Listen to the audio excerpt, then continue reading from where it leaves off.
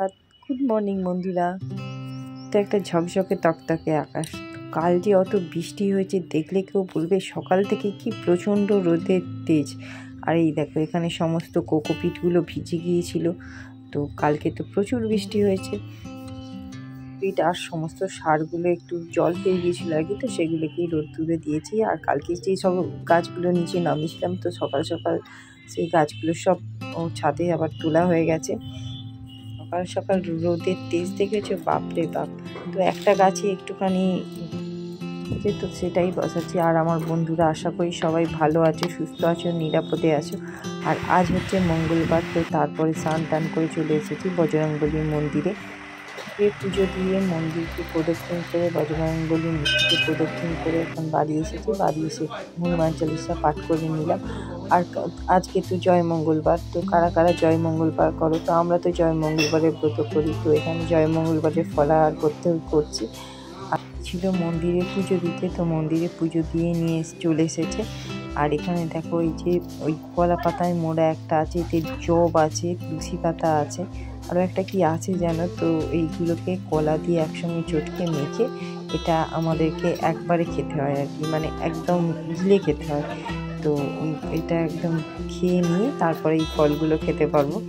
তো যেহেতু জয় মঙ্গলবার, আজকে তো ভাত খাওয়া যাবে না, নিরামিষ খাওয়ার। আর দুপুরবেলা সমস্ত কাজের শেষে খাওয়া দাওয়া করেছি, ফলাহার করে খেয়ে নিলাম একটা ছোট্ট আইসক্রিম। আর সাইজ আছে বাপরে বাপ, যদি এগুলো খাওয়ার সাথে আমার নেই।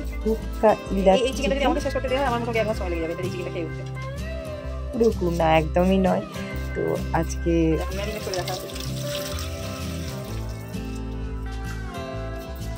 ডিনারে চিকেন হবে, যেহেতু আমাদের জয়েন্ট ফ্যামিলি, তো সবাই তো আর মঙ্গলবার করে না, তো ওদের জন্য চিকেন আর রুটি হবে। তো সেটাই, তারই চিকেন আর আমাদের জন্য হবে। আমার খেয়ে উঠতে এক মাসই সময় লেগে যাবে।